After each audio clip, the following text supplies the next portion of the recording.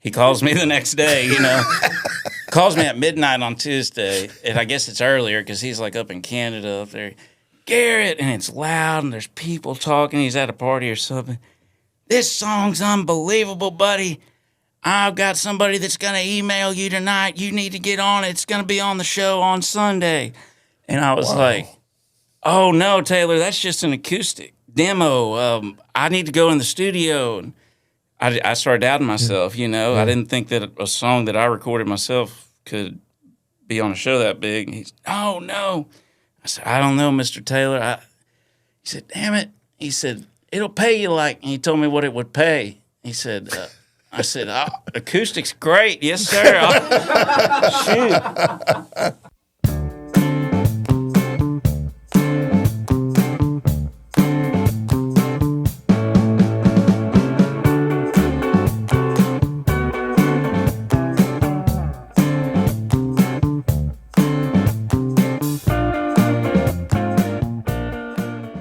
Hey, everybody. This is Jeff Allen. Welcome to Who Gave Jeff Allen a Podcast. We're still looking, 8 billion of you, and we know one of you did this, and we're going to find you at some point, but right now we haven't.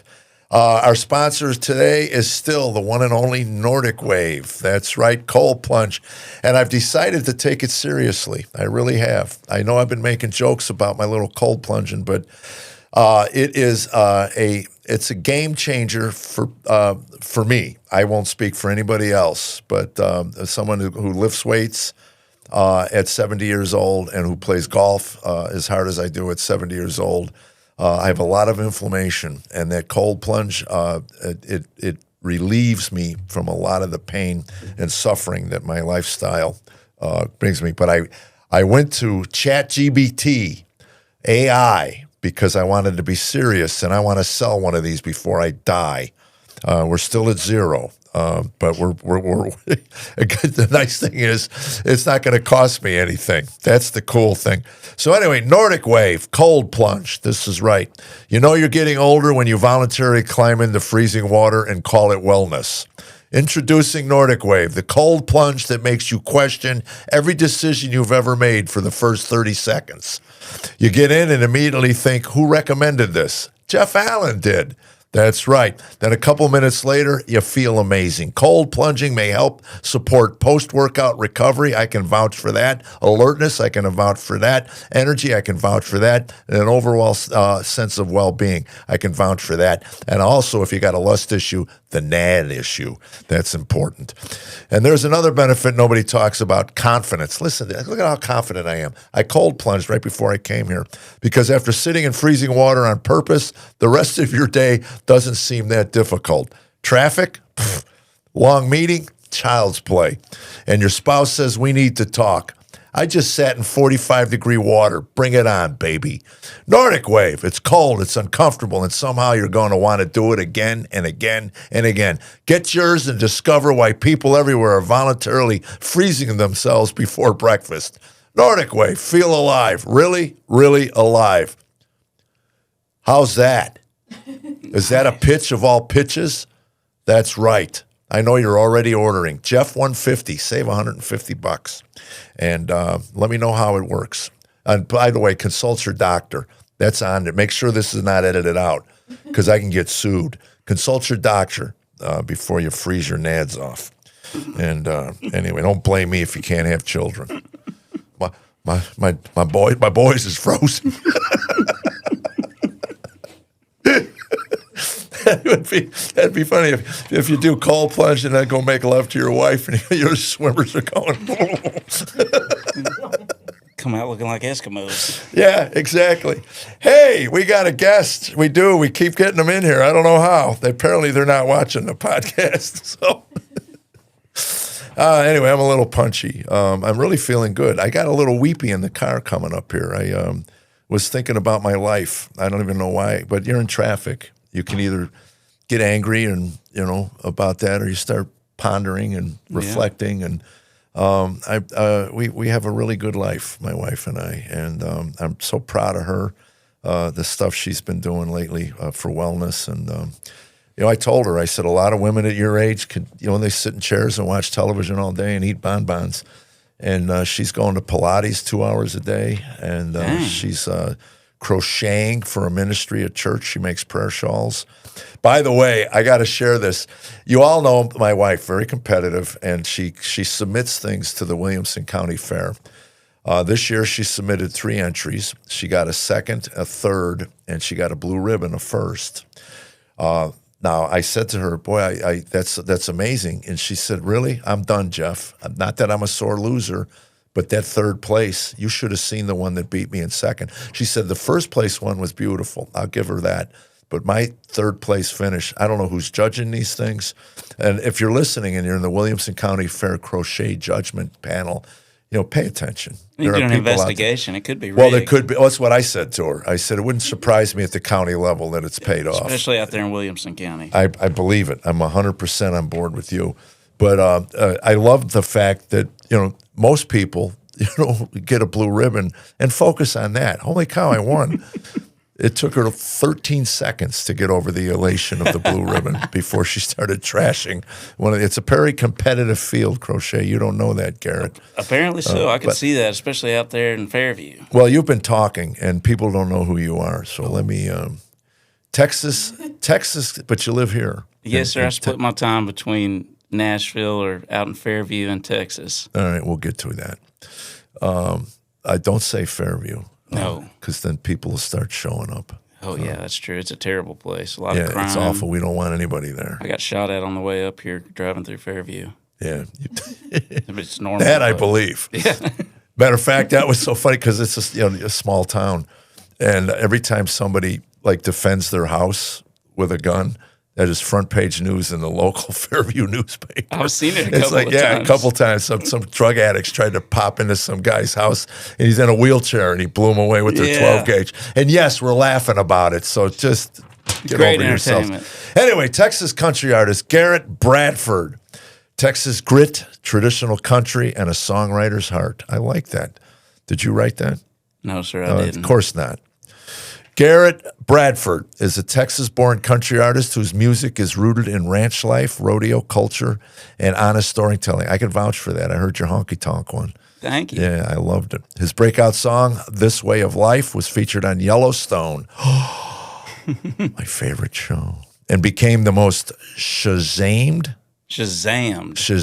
country song in the country. You'll have to explain that one to this old fella here. The country the following day, eventually reaching number 32 on iTunes country chart. Raised on a ranch in Weatherford, Texas, Garret began writing songs at just 11 years old.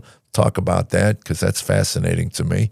When I was 11, I just scratched my self. Since then, he has performed more than 600 shows and won the 2023 Texas Songwriter Competition. Very good. His 2-part album, Honkiest of Tonkers, that's the song. Yes, sir. I love that song. Blends traditional country, Texas grit, and a songwriter's heart. Splitting his time between Texas and Nashville, Garret continues to write, record, and build a career grounded in the life and culture he knows firsthand. All right. Welcome, Garret Bradford. Well, thank you. That's quite an intro right there. I didn't write it. I don't. We got to figure out who did. Yeah. I've probably chat GPT. I probably, it's funny. I used to have on my website, and I felt that if you give them a bunch of information, most people would take, the top 2 or 3 things, whatever interested them in that. Right. I had one guy read the whole thing. Oh my God! I'm standing backstage, and it was like 5 minutes. He's just standing up there reading the whole. You're having to cut time off your set. It was like a novel, And anyway, I got on stage and I said, "You really didn't have to read all that." Yeah, intros can be weird. I've had good ones and bad ones. It's shocking how many people don't know how to pronounce Garret Bradford. I mean, it doesn't seem like that hard of a name to. But I had Garret Bradford. I had it phonetically on the paper. Thank goodness. They broke it down. Carolyn knows I'm a moron. So anyway, started songwriting at 11. Yes, sir, I did. I started pretty young. Are you still using it? I still am. Yes, sir. I love writing. I write. No, I meant the song you wrote at 11. Oh, the song I wrote at 11. No, I'm not. I didn't write a good song for a lot longer. Was it about after boogers? That. No, it was about. Funny enough, I went back and found that song, and there was a big coal mining accident. I think it was in Pennsylvania. called this. It was at the Sago Mine, or Sago was the town, and that was the first song I ever wrote. Was about that. I don't know Really? why. At 11 years old? I guess I saw it on the news, and it was about miners. And at the time, these miners were stuck, and they weren't able to rescue them, but they were alive for a period, and it was a big news story. And Holy cow. I had just started playing guitar, and it seemed natural for me as soon as I learned a few chords to try to write a song. It just always seemed like the thing to do. See, to me, that's a divine thing. I've tried. I live in Nashville, Yeah. and I hear about mailbox money. That's all I want, So I just want one song. That's all it takes. One song. And God put it on my heart a couple months ago. And I'm talking years. I've been trying to write a song. And I realized God put it on my heart that my motives are really wrong. I just want a song for money. Yeah, you're not the only one in this town like that. I don't want to change anybody's life. I don't want an anthem. I just want something that people... You might fit right in on Music Row. Yeah, exactly. So anyway, it's not coming. It's not forthcoming for me. I don't have that skill. My brother was a songwriter. Really? Oh, yeah. My dad was a jazz musician. My brother was a rock and roll songwriter. And he enjoyed writing. Was it always something that he did? He did. He was very poetic and very profound. And alcohol and drugs got a hold of him and ruined his life and got him away from it. But yes, sir. It's people ask me sometimes about like songwriting, and I don't know. There's probably a lot better people you could ask, but I always depends on if they're not asking me at 12 or 13 years old. I don't know what to tell them. Like when somebody comes to me. Because I don't even really I don't know how I learned to write songs. I just started doing it and slowly learned over time. And I can't imagine. I was talking to somebody a while back that was in their mid-20s about thinking about moving to Nashville and like trying to write songs. And if you don't just love it and it's the only thing you want to do, I can't imagine it would be a good thing to try because it's so competitive. It's hard. There's not much money in it. At the end of the day, there can be, but the odds of success are so slim. So if you don't have that passion and you don't believe in what you're doing, and you got to at least believe that what you're doing has some kind of value beyond promoting yourself, kind of like what you were talking about. Or just, right. I don't know that. And that's the same with comedy. I was talking to a friend of mine recently. I've been fortunate, to make a living for 48 years telling jokes. There have been lean years. There have been times I wanted to get out of it. There's times it got so frustrating. But underlying all of that was I love stand-up comedy. I really did. I didn't get in it to make money. I didn't get in it to be famous. I didn't get into it for those reasons. I got into it because I love the process of creating something from nothing and then delivering it and people relating to it enough to laugh about it. And it wasn't really till COVID that I really kind of looked at it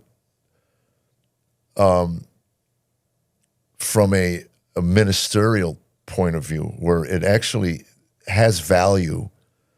Laughing is good for us. So same with music. I mean, you know that. I mean, well, it absolutely does. You can hear a song and it'll bring you back to There's power in entertainment. I mean, there's power in media, movies, music. I think there's an incredible amount of power in music, even on a spiritual level, to a certain extent. But that's that's a whole other rabbit hole. But yeah, it is and even with comedy, I think about like with what you do, just being a comedian and being successful like you have been, and holding the values that you hold, and being able to make people laugh without saying disgusting things. I mean, I was talking to I say them all the time. They just never get out.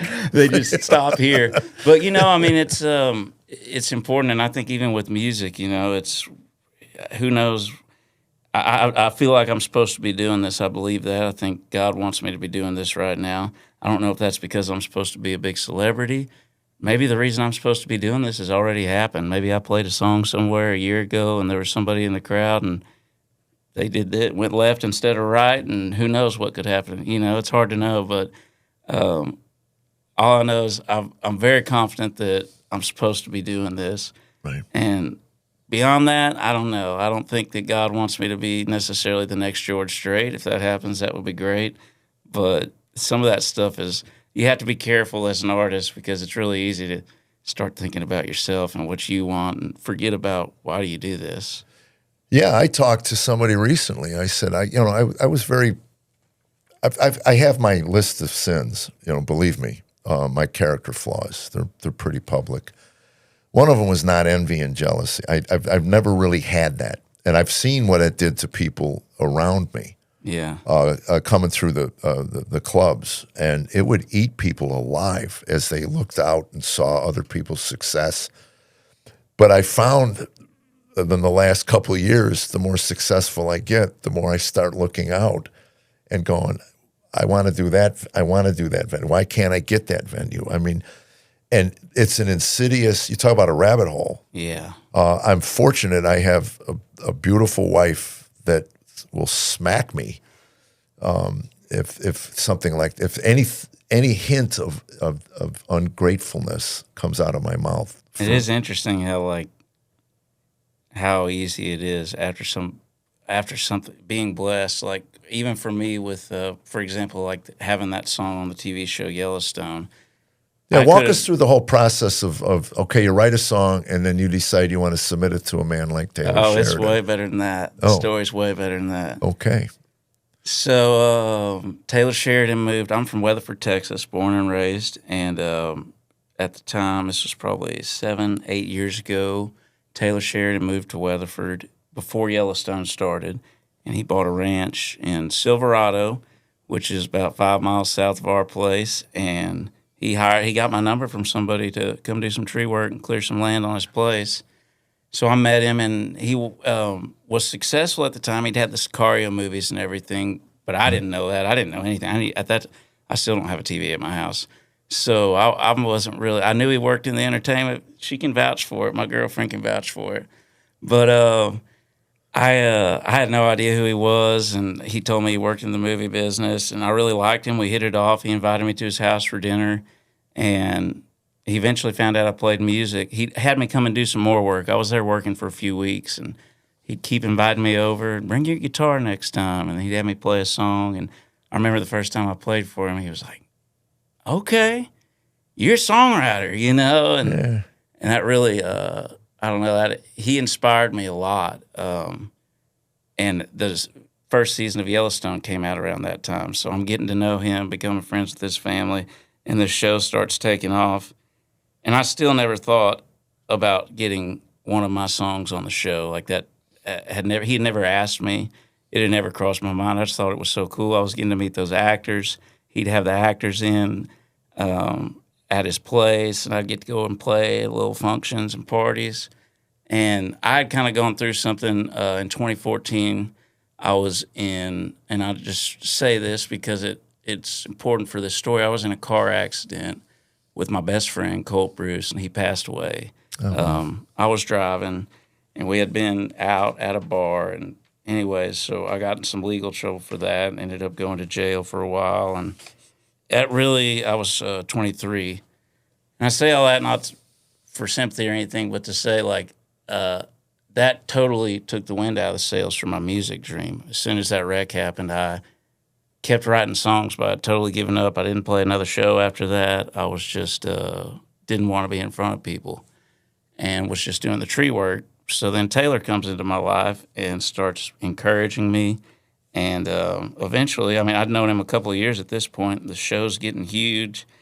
And and I never wanted to ask him for anything because I noticed, particularly after the show started getting big, every time I was over there, how people were always asking him for favors. You know how it is. Yeah.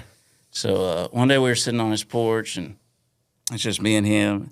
He was drinking some wine. We were looking out over the Brazos River off his porch there, and he said, Garrett, sometimes when people are my friend and they're a songwriter and they know that I have the #1 show in the world and that it's known for its songs, particularly country music, those friends would ask me if they could write a song for the show.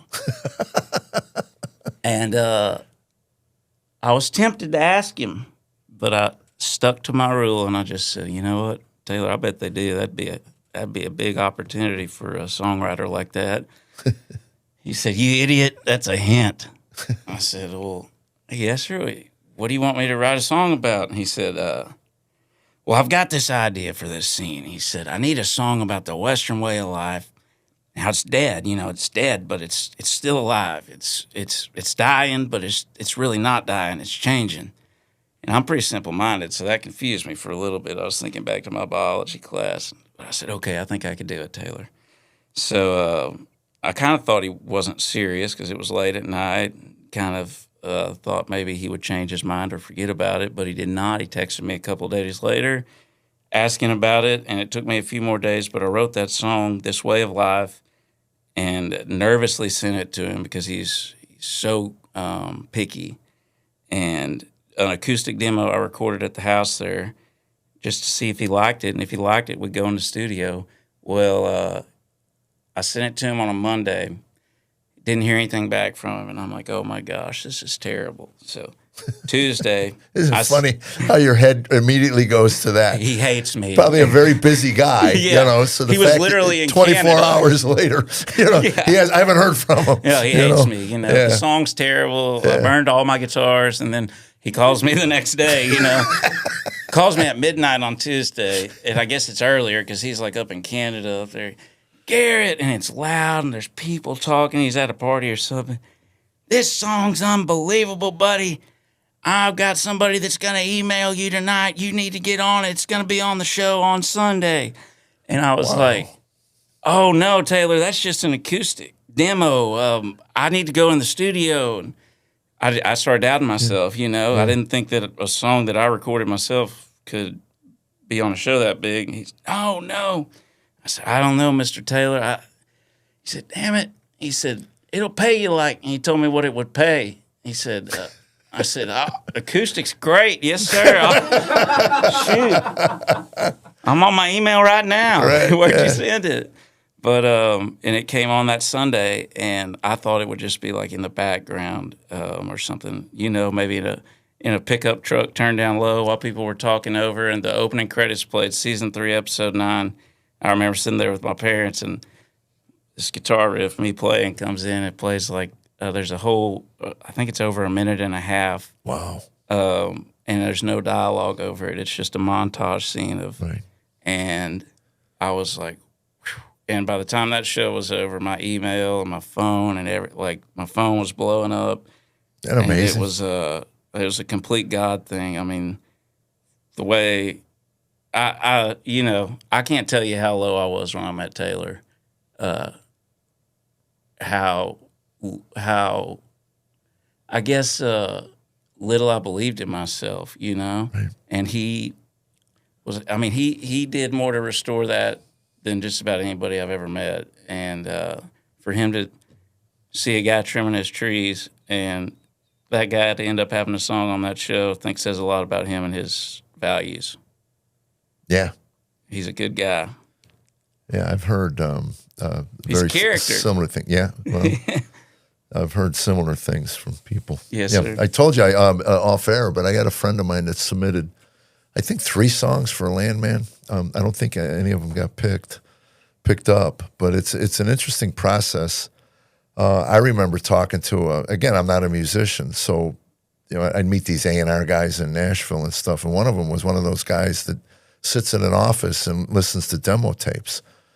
And I said, how many you listen to in a day? He goes, if that song doesn't grab me in 4 notes, I shut it off. And I'm thinking, these poor artists are sending these things in, and they're getting 4 notes. Yeah. 5 notes, 6 notes, whatever. And you're at home, you're devastated because you haven't heard back from, RCA or whatever the label would be.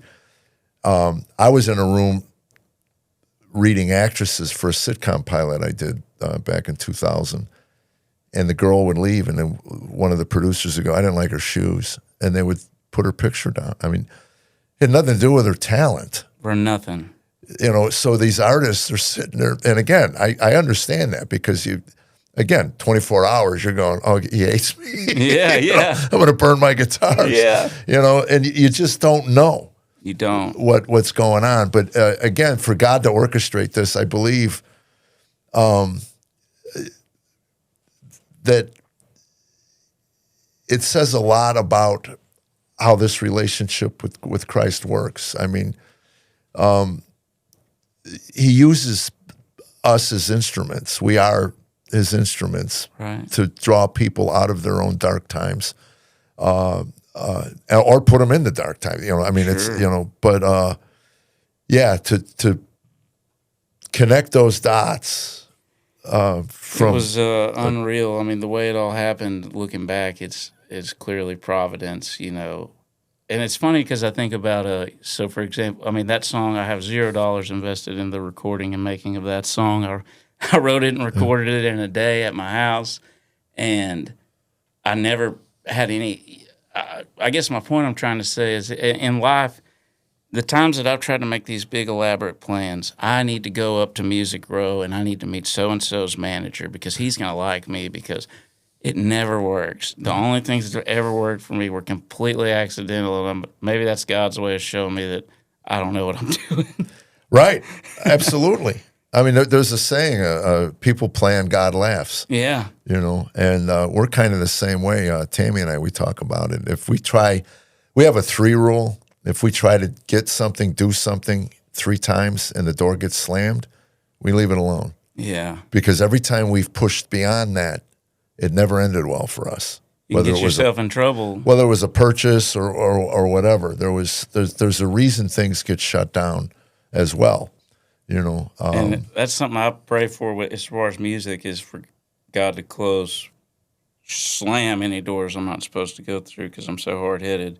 And I think that's definitely happened quite a few times in the last couple of years, and it kind of stings when it happens. And you got to remind yourself, like, maybe it feels like rejection. It can, but maybe it's actually an answered prayer. Yeah, and in hindsight, usually when you look back, you go, well, I'm glad I didn't.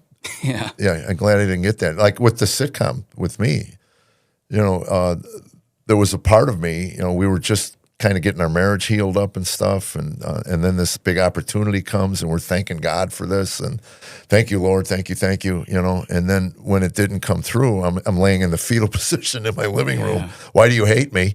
And then 2 years later, in hindsight, we're looking back, I don't think our marriage would have survived.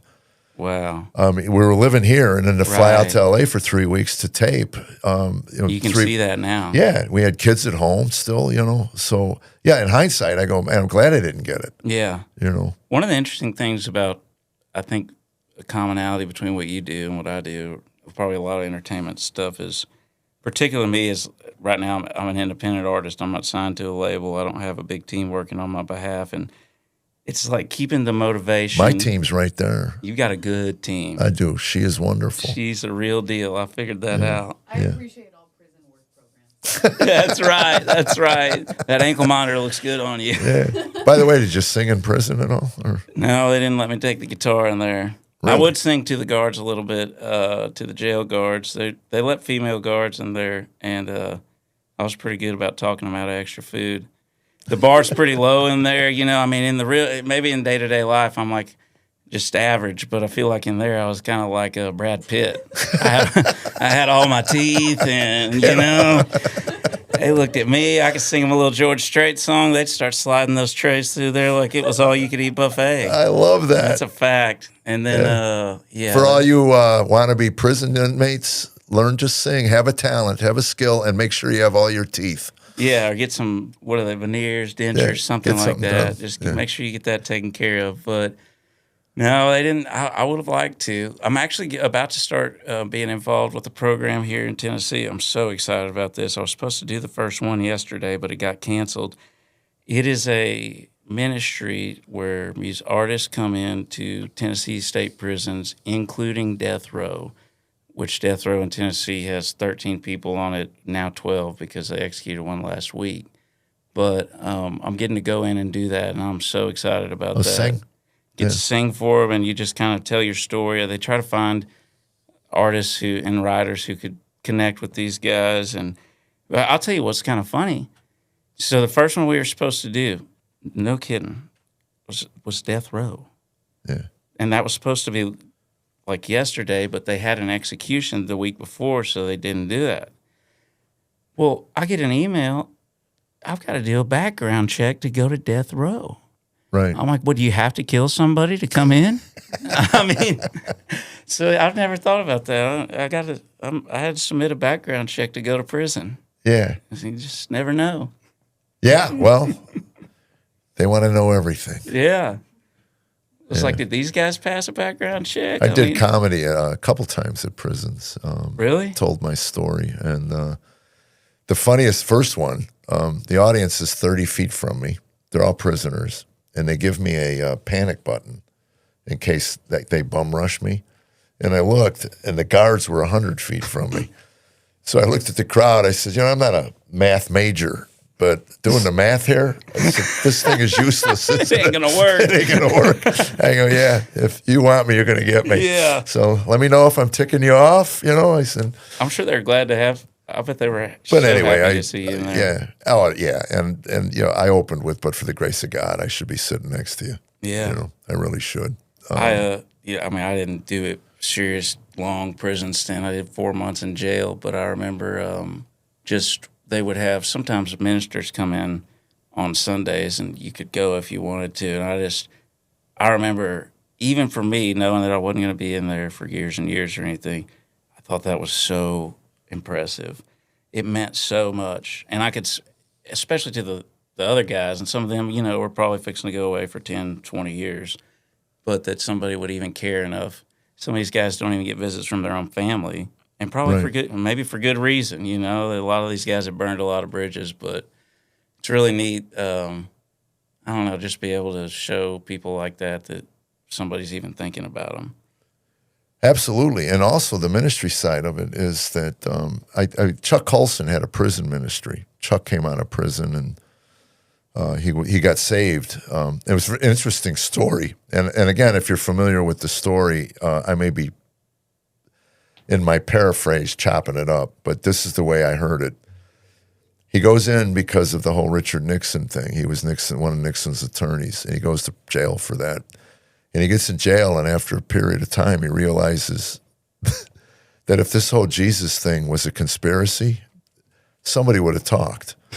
He goes, nobody can keep a secret in prison. No, somebody would have Everybody snitched. talks.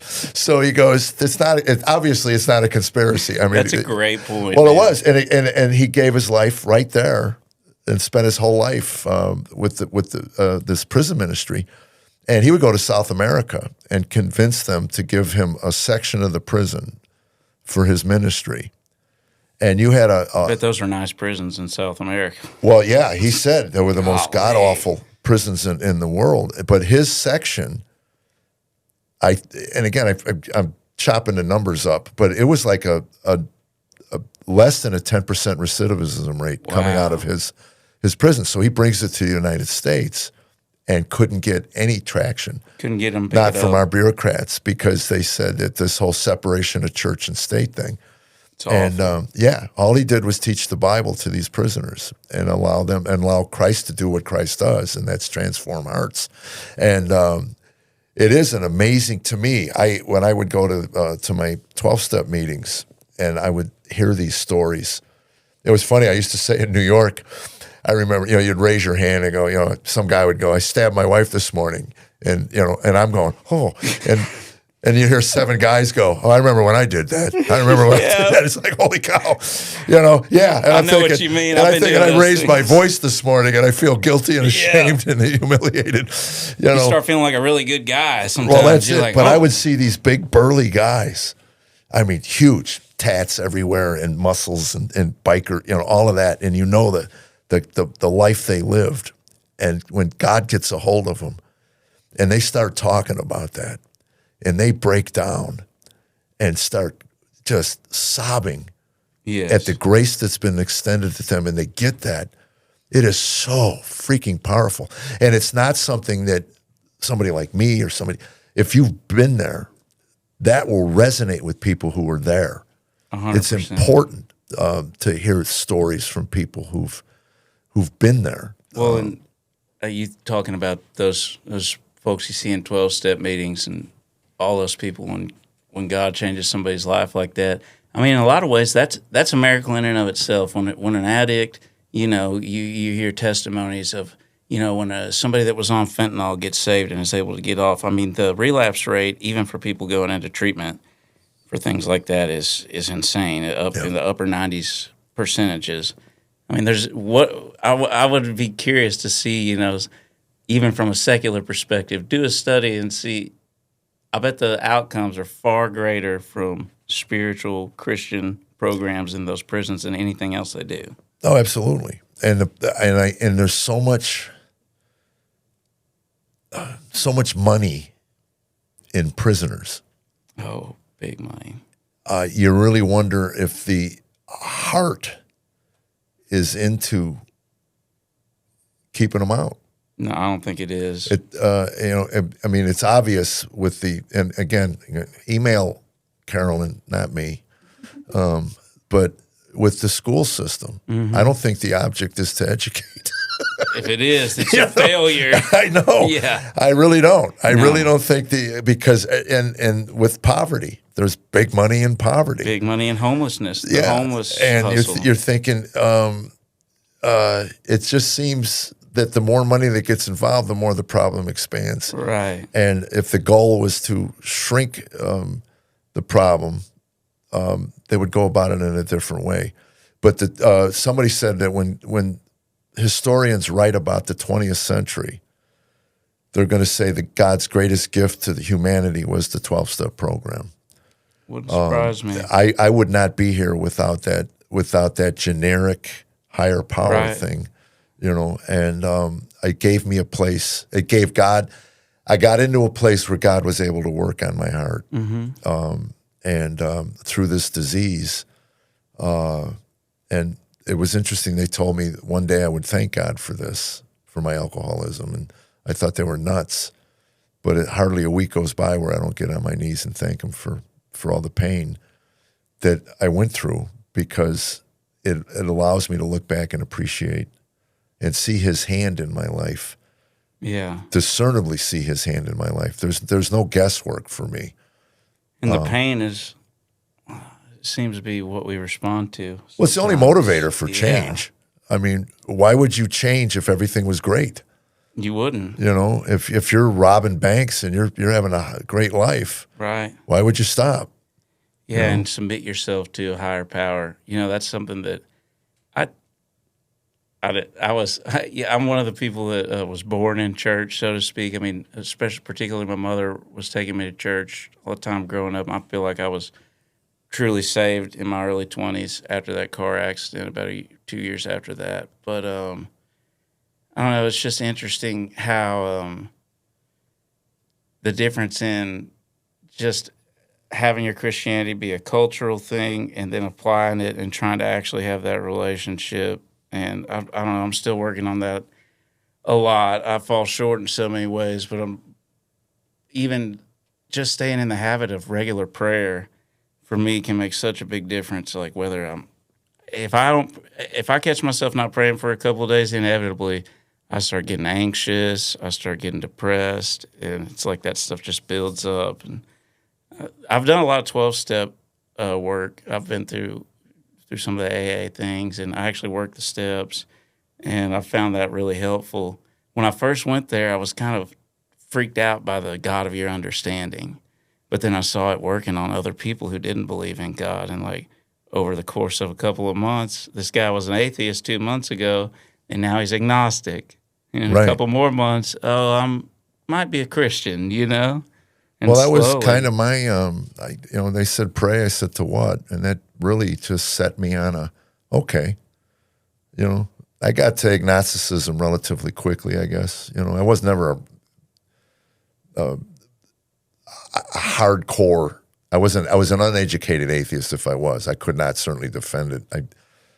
Can you tell that one of my favorite things, that story about the guy come to you and say, "You're not an atheist." Yeah, Phil.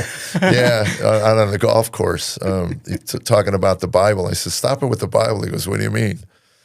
Yeah, he said, "You don't read the Bible?" I go, "No. Why would I read the Bible? God, I don't believe in God. It's a little archaic.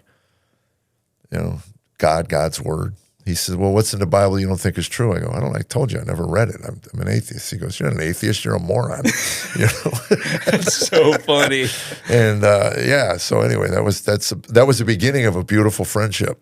I wish I had that answer in my toolbox, because I've had people say that to me, before, if I brought friends who I'm trying to talk to about God, and that's such a powerful to me, the thing. book it's so fascinating to me, because when God reveals himself to you, all of a sudden it all makes sense.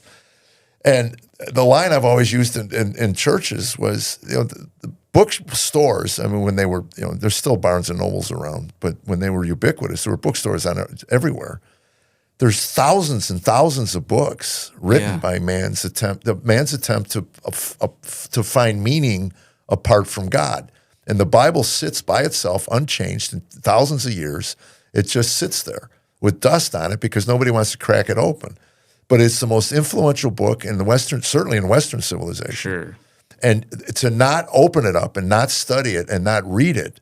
And again, I get it. It's arcane. Until the Holy Spirit comes and those verses come alive, I understand it, because I used to open them up in hotel rooms. The Gideons always had them in there, and I'd look at it, King James, you go, man, it never made any sense to me. Yeah. But once that revelation comes, and that's the bumper sticker. I wanted an explanation. What I needed was a revelation. Wow. Once that is revealed, now all of a sudden that word opens up, and now you got the spiritual war going on, where you got that old nature inside of you telling yourself it's not that important, it's not that good, it's not that wise, it's not that whatever.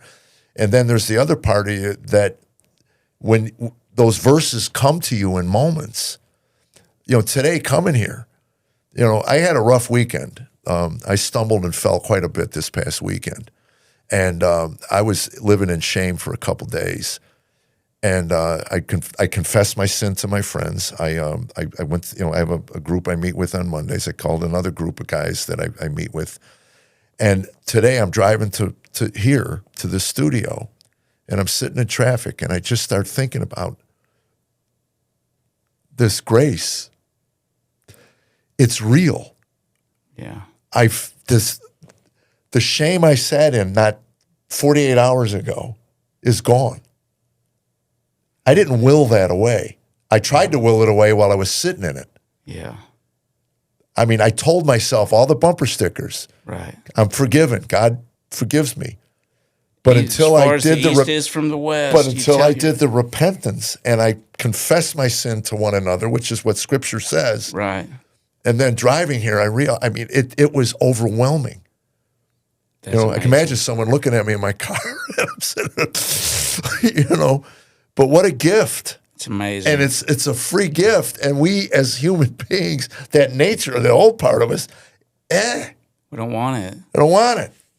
It's so interesting to think about, too, what you were saying about how all these books are written for looking for solutions outside of that, but it's remained true and constant for 2,000, longer than that. If you're looking at the Old Testament, and I don't know, it's also easy nowadays I catch myself, I have a problem, for example, like mental health things, if I'm anxious or something, and I think, well, the Bible doesn't have anything for me there. I need to go search on Google or something, and it's funny how there's so much information out there. It's so easy to go looking in every other little place. Tammy calls it Dr. Google.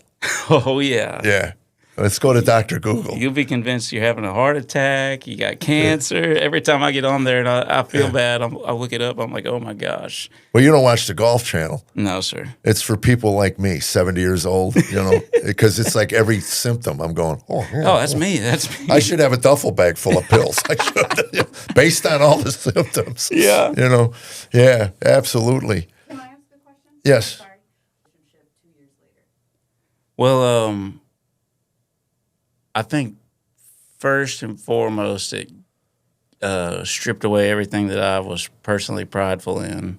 Like at that time, at 22 or 23 years old, I was super proud of my music. I thought I was going to be a big star. That obviously kind of all went on ice instantly. Colt was absolutely one of my best friends. We were like brothers. We'd known each other since forever. And losing him, losing somebody that close to me. And then a lot of the things that people told me after the accident really caused me to dive deeper into my faith to try to answer some of those questions. Like I would hear a lot, well, it's going to be okay. This is all God's plan. Did you go through survivor's guilt? You know, I didn't. Why me? I didn't in the sense of not immediately. That hit about after a few years. I think just the what happened that night and what I saw and all that stuff was pretty much all I could think about for a long time. And then afterwards, as years started passing, I would think, really, on my birthdays is the hardest time because I think about, man, I'm 30, I'm 31, I'm 32. What would Colt be doing right now? And I definitely think about that, but I also feel totally at peace with the fact that he is with God and that God's sovereign. But that whole thing about this is all part of God's plan, I don't think I'm not a theologian, so I don't want to try anybody to listen to too much to what I'm saying, but that always kind of struck me because I didn't like that because I felt like God's plan would not have been for me to be out driving home at 1:30 a.m. from a bar. And I kind of felt like I was responsible for that. And I knew that there was risk. Of course, I didn't know like I do now. I was young and naive, but that really bothered me. And I started thinking about, I wonder if other people go through this, if they don't know as much, if they haven't grown up in church, if this would really turn them off. Because, I remember the first time I heard that was Colt hadn't even been dead 24 hours. Wow. It was the next morning. It was the first time a family friend came over and gave me this huge speech about how this is all God's plan and stuff, and that caused me to kind of dig into trying to figure out, okay, God's sovereign, but we have free will and we make these choices. And I guess the place I'm at with it now is, I think God gives us our choices and we can make mistakes and bad things can happen, but I've lived long enough to see that he works those things, what the Bible says, towards good, whether it's your own good or for other people. And it's hard not to question that, or a lot of times I think I put a lot of pressure on myself because I'm like, okay, it's been years since the wreck, and I guess I thought, what am I supposed to do? Why am I alive? Surely not for this. And I don't know. It's something I kind of wrestle. I go back and forth with, and I don't mind talking about it just because I think it's important, and I also want like young people to hear it, and or old people, there's a lot of you guys drinking and driving in your 60s and 70s out there, and you don't think it can happen to you until it does, and you don't want to live with that. And so I've tried to be a little bit more vocal about it. I didn't talk about it for a long time out of really just sadness, and then also respect for my friend and Colt and his family, his parents, and wanted to give them time to heal. And but it set me on this course. And in jail, I was reading the Bible every day and having jail cell debates about everything in the world with Hebrew Israelites and people who thought that every kind of weird belief you could imagine, and it really challenged me, and it caused me to start reading the Word a lot more. And then right after I got out of jail, I got diagnosed with ulcerative colitis, which is a whole thing. It's an autoimmune disease. I ended up having to have my colon cut out. I was in the hospital for like 8 months. So there's this long series of things, and by the end of that, I had lost like 70 pounds. I weighed like 135 pounds. Wow. And I had kind of been totally stripped down of anything that I thought made me valuable or important in my own eyes. And I think that's when I really learned I don't know how else to explain getting through it without doing something crazy. Or, the thought right after the accident was, I don't want to live, Right. and There's no way I would have won that battle without God. Not a chance. Right. Have you now? Were you writing songs the whole time? Oh yeah, yeah. I started writing more than ever. Can you look at your music and look back and go, oh, I remember what I was going through when I wrote that. I know. Oh yeah, yeah. Yeah. I definitely can. It's Pretty a much kind of a every song. roadmap through your. It is. It's kind of a diary of how I was feeling, and even I wrote a lot of sad songs after that wreck for a couple of years. But even they weren't all about that or about my necessarily autobiographical. But if you're sad, you're going to write sad. yeah, it just gives you an outlet to get that out, and it was always something that I could go to. Did you go through a period of anger, or was it sadness? At myself. I didn't have anger really at anything else other than myself. It felt so. I guess I did have a lot of that survivors. You know, I felt like it would be completely out of line for me to be angry. You know, I felt like I just kind of had to take my lumps. And at first, it was pretty scary. I mean, by the grace of God, Colt's parents didn't want me to go away to prison for a long time. But I remember at first going in and having these meetings with the district attorney and them talking about, well, this is a 20-year state felony crime. And I guess they were maybe just trying to scare me. But, I mean, going home and talking to my parents and them thinking I'm going to be, gone for a couple of decades. And also saw how much it hurt them. I mean, they saw Colt almost like a part of our family. So it was such a delicate thing, and I felt like I had caused them so much pain. I kept a lot of that stuff to myself about how I was feeling. I didn't think it would help my mom or my family or any of his family to tell him I'm having these thoughts and that I wish I wasn't. I wish it was me instead of him and all that stuff. So I think I just kind of learned to keep it inside. And I've gotten better about that as time's going on. But there is some value to, you don't always have to. There's some value to stoicism, like particularly in that time. I think I learned a little more about trying to control my emotions, and it got to the point where I couldn't sleep and I couldn't stay literally sane because of I guess you'd call it PTSD. I don't know, PTSD. I'm not trying to be some war hero in here or anything, but it's a traumatic thing, and you have a lot of trauma's trauma. Yeah, I mean, you have a lot of dreams and flashbacks, and like these weird. For a long time, I'd have these things where I'd smell something, and it would just send me into this turmoil for hours, and I had to kind of learn to pray through that, and that forced me to pray multiple times a day for years, and I think that's what drew me closer to God and led to me after that, getting out of jail and everything. I was baptized, and I got baptized as a really small kid. I don't think I really understood it at that point. Right. Yeah, my grandson, he's 10.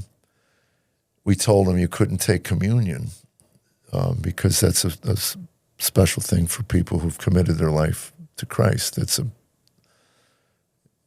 very important ritual thing that we do. Right. And until you're baptized. So he goes, I want to be baptized. Yeah. I said, you want grape juice and you want a cracker? I said, I could give you some at home. Yeah, exactly. I could give you grape juice at home. But it's so funny to me how the little mind works. He goes, I want that, and what do I got to do? You know? But and I was at the time when I was young like that. Everybody I knew was a Christian, or they'd been baptized, right. So I have to get baptized. Yeah, it kind of makes me wonder. We as parents, we like to get our kids.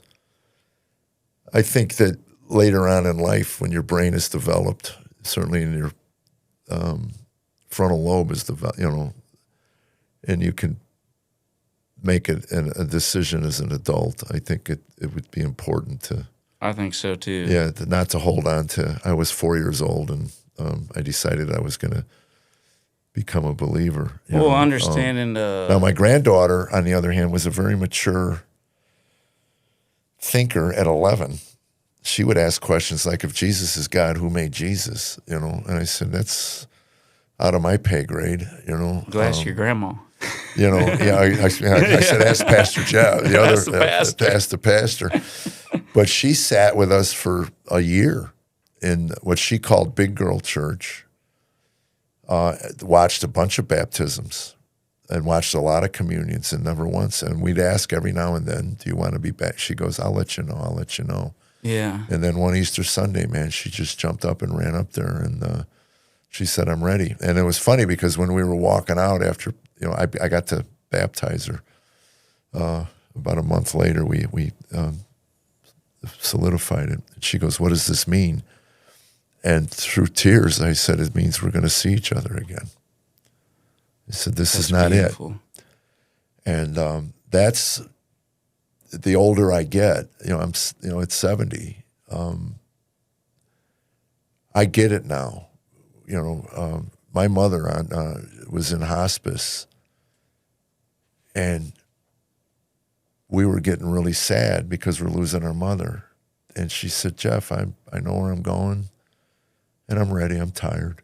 Yeah. You know, and I get it now. I really do. I'm not ready to leave, but if God should call me home, I'd be okay with it. It's the people behind us, you know. But my father said something I'd have similar. to make arrangements for Carolyn to keep working, you know. That's right. Can I just take Carolyn over the said, "No, we're podcast? going. You can't die yet. You know, I still got a book to come out. Once the book is out, you can kick off. You know, So good. That's so good. Your eulogy is going to be my first special. That's right. I hope so. I hope you get some laughs on my death. You know, especially if it's a dumb way to die. Dude, it's going to be a tight 30. Yeah, Tight 30. a tight 30. Yeah. I'm sorry, what did your dad say? I didn't mean to interrupt. Oh no, you're good. He's passed away now. My dad Milt, he passed away from cancer in 2022, but he was on hospice. You know, we knew he was gonna pass away. Got a lot of time to talk to him, and I had a conversation with him, and he said, you know, he was born in '50, so he was 71 at the time, and he said, you know, I wish I could be around longer for you, but he said, you know, I'm ready, and I have so many people I love waiting on me there. And I just thought, you know, as a young person, that hadn't crossed my mind yet. Why would it? You know. And now, even though I'm not that old, I think about, man, I have a few people waiting on me up there too now. The older I get, the more it seems like, okay, that doesn't sound like such a bad deal after all. And you know, to all the skeptics that are watching this, you know, if we're wrong, we're wrong. You know, and we'll never know. Neither will you. Yeah, but that's to me, it's like, you know, that's, yeah. I mean, I want to cling to that. I want to see my mom again. I got some amends to make. Yeah. Huge amends. You know, I wasn't mature when she passed. I was in my 30s and I was a child, and didn't realize what a lousy son I was for all those years. You know, and so it'd be nice to make some amends to her. You know? That'd be it. And that's an amazing thing to think about, getting to make amends to people you didn't in this yeah. life. Yeah. You get choked up. Yeah, absolutely. I got to flip the script on you before we get over with I always like to ask people, especially folks like you, like, what's the best advice, or what's a piece of really good advice you got that stuck with you, and is there any advice you got that was not good? Is there anything that comes to mind? Oh, wow. In this business, don't take it too seriously. The highs and the highs, the lows, the lows. That's what you got to avoid. Is you obviously your sense of self is not connected to the result of your career. That's huge. I knew a lot of people whose entire sense of self was connected to the next whatever. It was the next project, the next thing, and your sense of worth comes from the people you have in your life. And I'm at a point now where I think I've going forward, it's all about friendships and all about family and all about time. And if you look at my calendar, I'm busy. I'm really busy. And I got to make a conscious effort to spend time because all you have finite is time.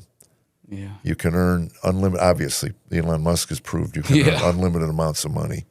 They're printing it every day. Well, that's it. And but in the end, who's going to carry your casket? Who's going to be there at hospice for you?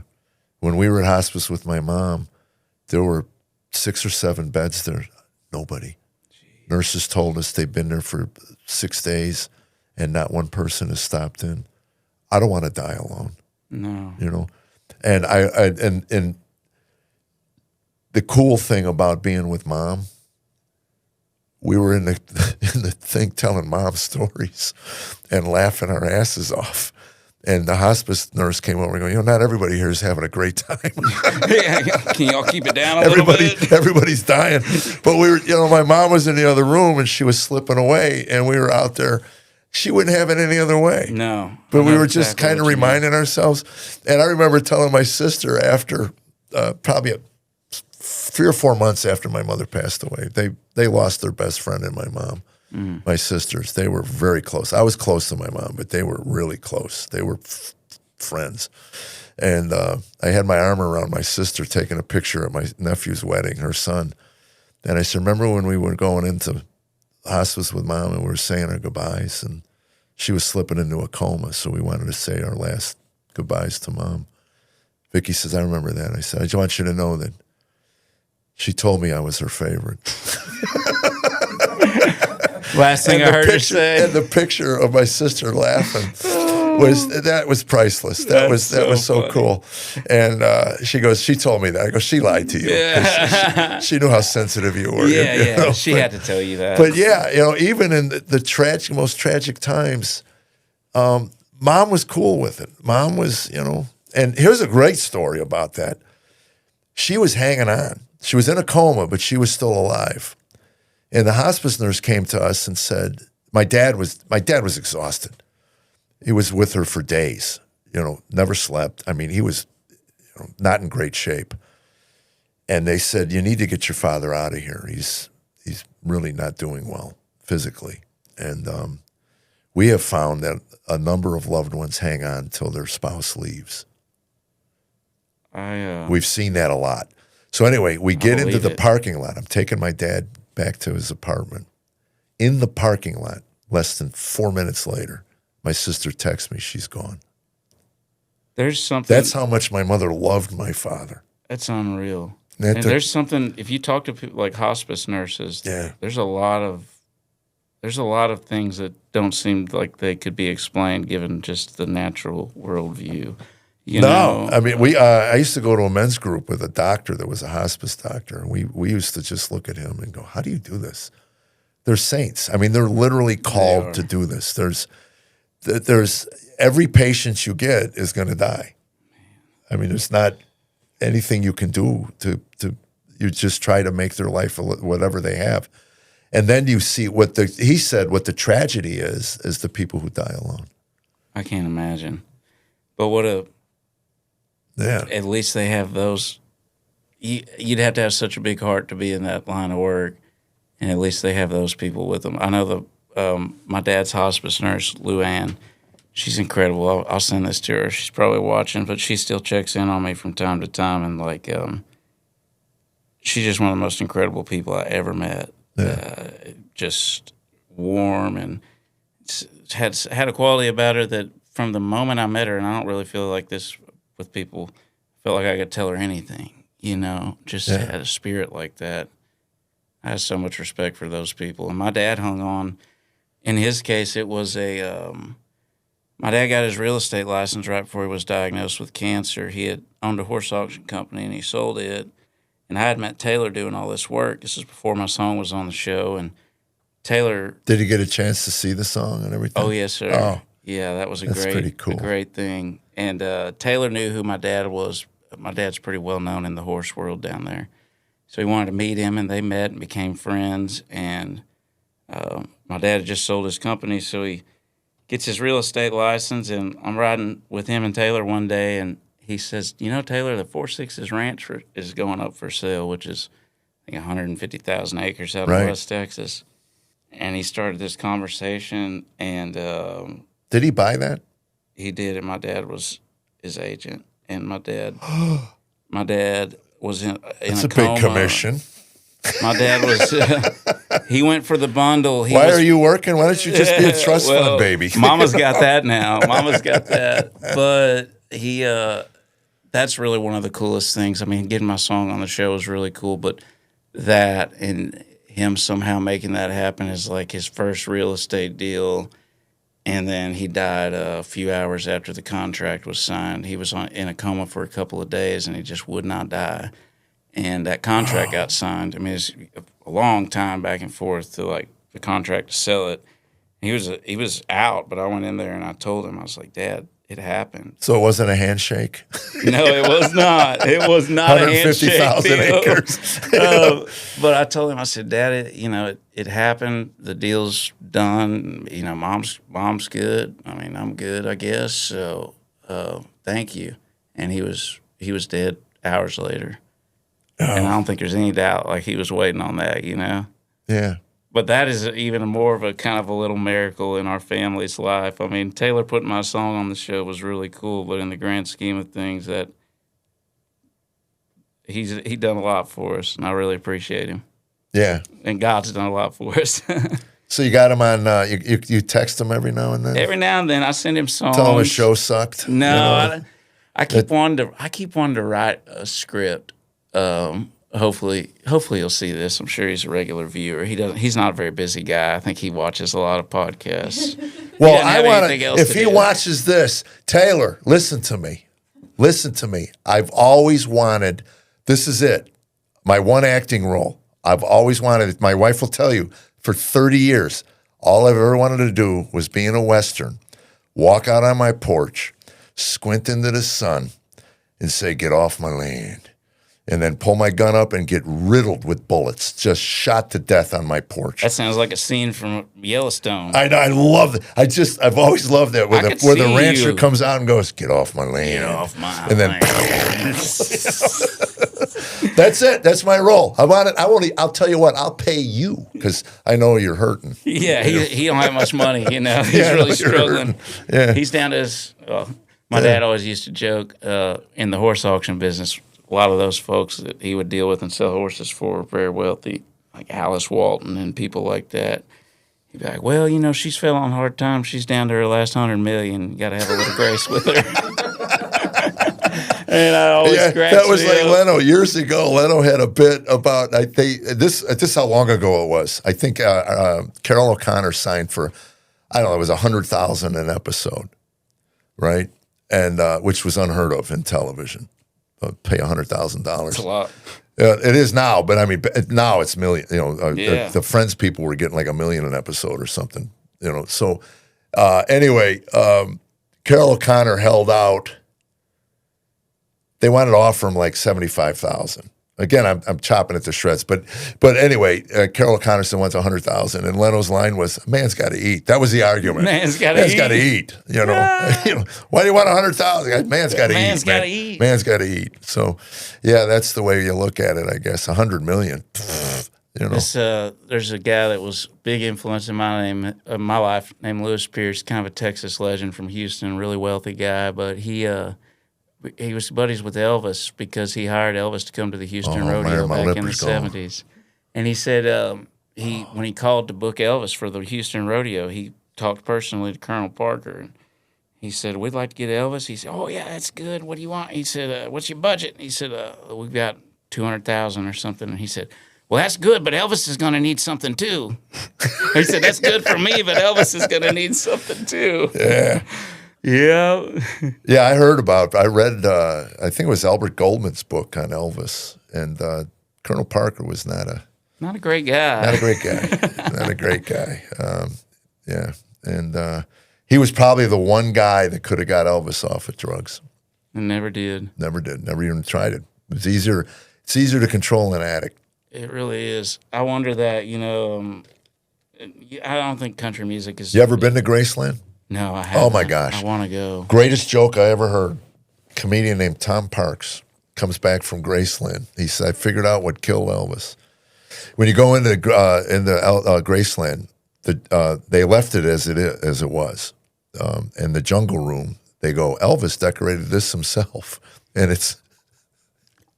Anyway, Tom Parks come back. I figured out what killed Elvis. He woke up sober one day and went, oh, man, I'm tacky. Isn't that a great line? That's good. Great. Oh, Priscilla, man, I'm tacky.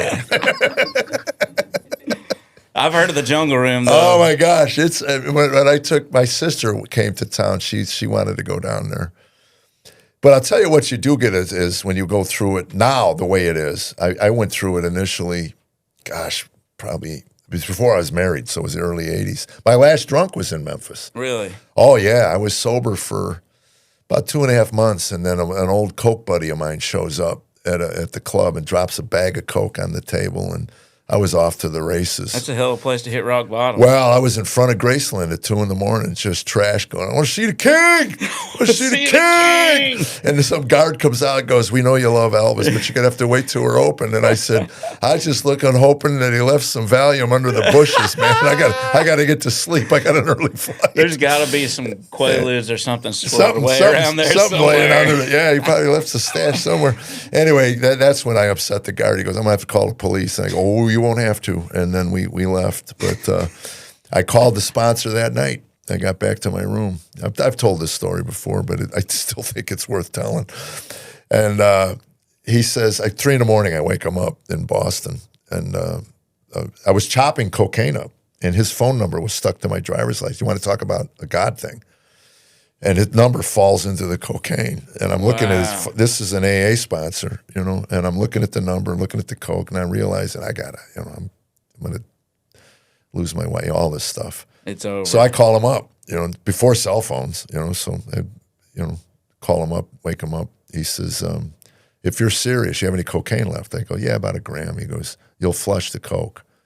I said, okay. So I go flush the coke, come back. He goes, did you flush it? I go, I did. He goes, you really did? I go, honestly, I did. He goes, you're the first. Are you kidding me? You flushed it. You actually flushed it? Oh, my God, you're not lying to me. I go, no. He goes, holy cow.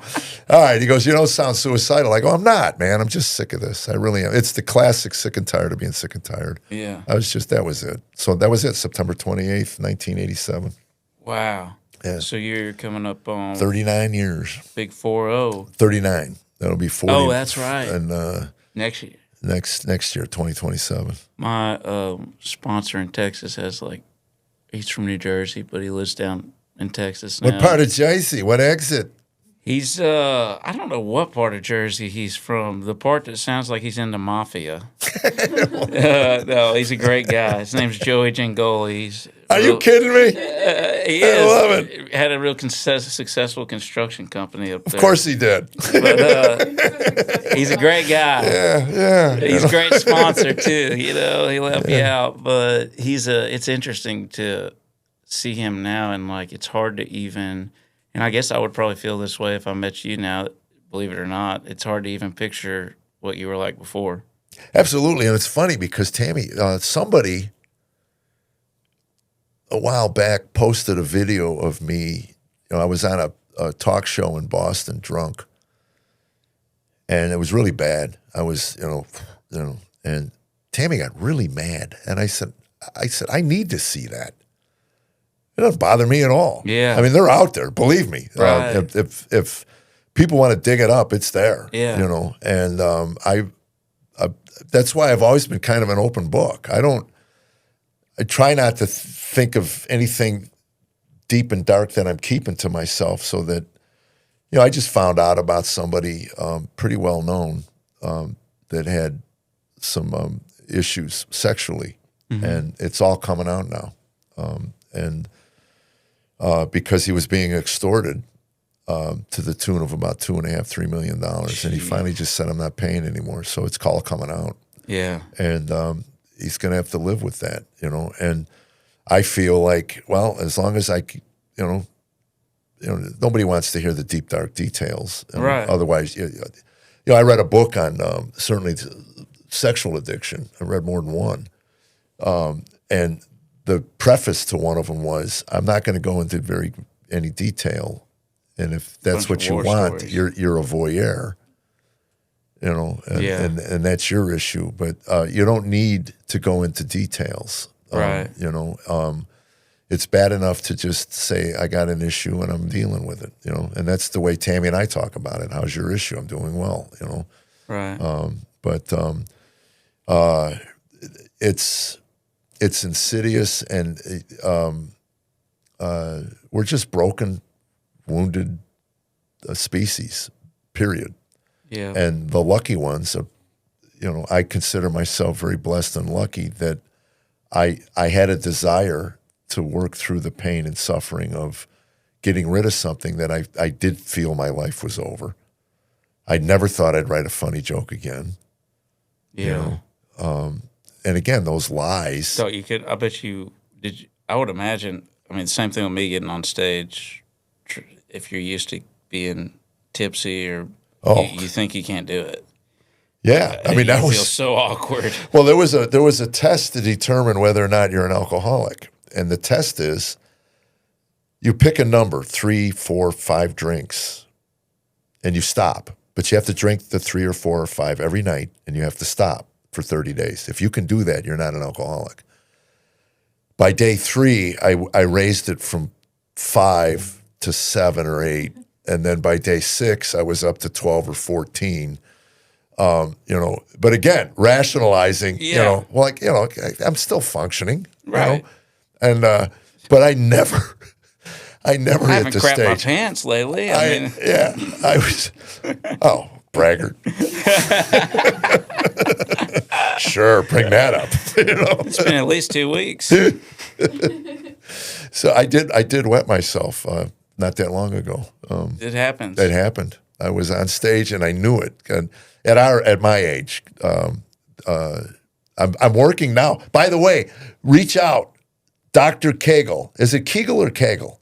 I think it's Kegel. See, but they said Kegel, and I now it's got me messed up. It was right in the comments. Put Kegel, Longy. Anyway, I'm doing Kegels because my pelvic floor. I didn't either. Tammy used to tell me, do the Kegels. I go, well, you can't. I'm not a woman, But no, and it says it works. So anyway, I'm a month in, but anyway. You Dr. Kegel. We day. can have a sponsor for Dr. Kegel. It's an app for you guys, and you just and it tells you how long to hold. Look, I'm clenching now. Look at me. I'm clenching. Squeeze, release. I'm releasing. Squeeze and release. So anyway, I was on stage, and I knew because I can't. I have the inability to hold. Yeah. And anyway, I had like 5 minutes left, and I thought, okay, I can do it. And like 2 minutes later, it just fell out, and I had blue slacks on. And it just kind of here, and I tell the audience, I go, I can't believe this. But my audience, they get it. They understand. There's nobody out there is judging. They get it. Believe me. Now there might have been a couple of young people going, ew, but for the most part, my audience went, oh yeah, I remember when I did that. That's so funny. Boy, this had taken a turn. We started with a great story about your songwriting career, and now I'm whizzing myself. Well, this is your future, by the way. I need some pelvic floor health tips, so I actually came here for that. Dr. Kegel. Yes, sir. Dr. Kegel. Anyway, it is. It's really kind of cool. I do it while I drive. I probably need to do those because I have to stop and go pee on the road all the time. I'm kind of notorious for that, so I'm going to do some research into that. I don't know if it keeps you from having to pee. I think it just you can hold it.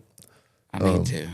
And they're also supposed to help in other areas. Not that we should come back and just do one just on this topic once. Dr. Kegel. Once I get a little more we should get 4 or 5 of us in a room and we talk about our pelvic floor issues. Women who have children, you've had babies, so that you're not there. Are you there yet? Where you sneeze and leak? When I jump rope at boxing, I'm always scared. Okay. I'm like, is today gonna be? Yeah. Okay. I don't know. And the boxing coach is kind of cute, and I'm always like, "Hey, buddy, I'm looking for a third husband, and you're looking for a middle-aged girl that wets herself." It might be just what he's into. Well, you never know. That's right. I know from Tammy because she said she'll sneeze and drip, And I'm sorry, babe. But Carly? she doesn't watch anything. She doesn't watch this. So, I wouldn't either if I was her. She gets enough, huh? Yeah, she gets does. enough, Jeff Allen. Well, it's so funny. Anyway, I just had some friends come out to, I was in Foley, Alabama. By the way, I had a blast in Foley. Thank you, guys. You were wonderful. I'm going to send you the video. It was a standing O. Oh, nice. Yeah, the entire 40 people that were there. No, there was more than 40. Heck yeah. Showed up. But anyway, where can we find you? I'm on all the social medias. If you just look up Garret Bradford, GarretBradfordMusic.com. And I always love when people shoot me a message. I've got music on all platforms, Spotify, iTunes, Apple Music, all that, YouTube. And you're touring? Yes, sir. And I'm playing in Bruce, Mississippi on August 29th. I'm playing back home in Weatherford, Texas on August 23rd.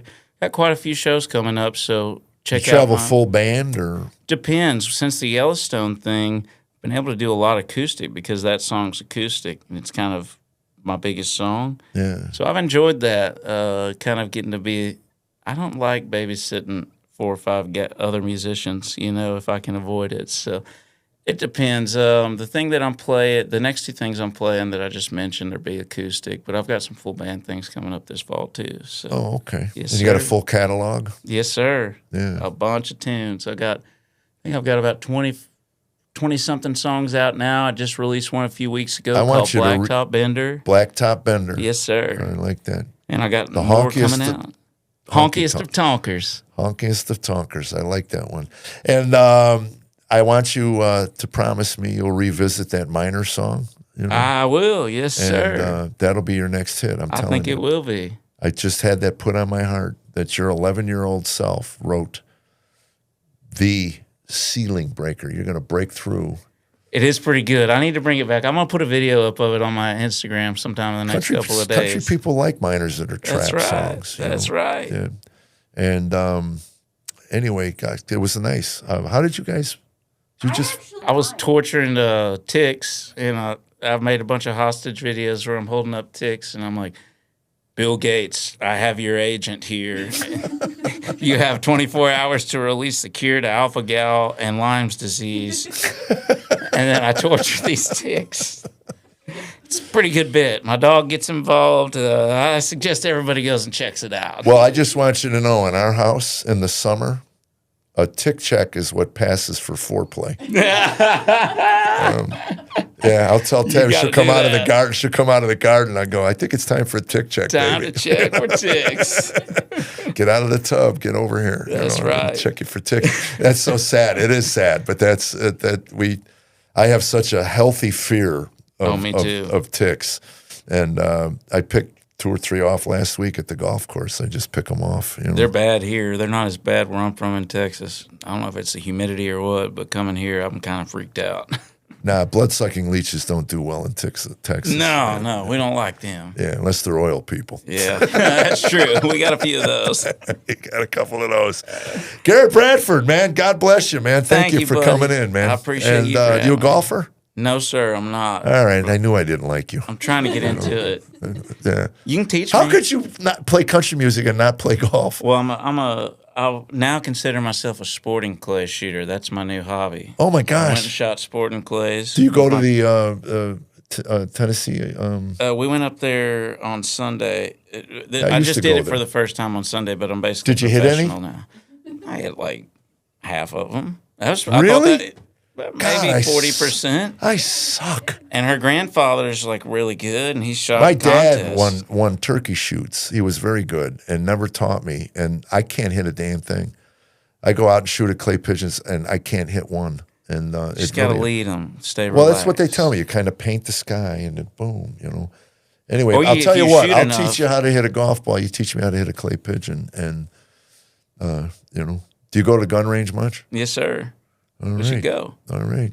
We should go shoot sometime. We go up there and shoot sporting clays. I go to Royal Range. Royal Range is a good one. Yeah. Yeah. And I had a yearly membership there, and I quit shooting. There's a lot of good gun stores and gun ranges around Nashville. Of course there They're is. blessed in that regard. There's a lot of good gun stores in people's homes Yeah, there are. in Nashville. Arsenals. Yes, there are. Yeah, it's funny. I had my son came in one day and he looked at my stash of ammo, Weaponry. and he goes, "What are you preparing for?" I go, "I don't know. I just kind of order it. Rather have it not need it than I'm need it sitting not there have watching it. something on TV, and I go, you know what? I think I'll order another 500. Every time I watch the news, I want to order 500 rounds. You just go. I need 100 gallons of fresh water, some Yeah. long shelf life food, and a bunch of ammunition every day. Yeah, someone asked me if I was a prepper. I said, I just got rid of my last can of pork and beans from the Y2K scare. Still tastes good. Yeah, absolutely. That's the good thing about canned goods. God bless you guys. Hey, subscribe, hit the button, whatever. Share this, please. And if you liked it, that's great. If you didn't like it, share that too. We love constructive criticism. I've said this 1,000 times. Calling me nasty names is not constructive criticism. Interrupting the guest, that was constructive. I probably Very interrupted him constructive. more times than I would like to hope today. But anyway, we're out, I'm out there. We're touring. A little update on the television show. We've submitted it to Angel Studios. It's in the Guild. If you're a Guild member, you got about another week to vote. This won't even be out in a week. So anyway, by the time you get this, we'll either have a yay or nay from Angel on the show. Guild members, vote. My mom's a Guild member. Oh, yeah? Yes, sir. Yeah, get out there and give us a thumbs up. And boy, what else? Anything that we're missing? My Seven Grandmas, the movie on Amazon Prime. It's $2.99. I tell you that because I've gotten emails from people who are upset that it's $2.99. I'm not paying $2.99 to watch your movie. Okay, why tell me? What do you want me to call Jeff Bezos up and tell him to lower the price? So anyway, it's My Seven Grandmas on Amazon Prime. That's the movie, and that's it. God bless you guys, and subscribe. We'll see you next week.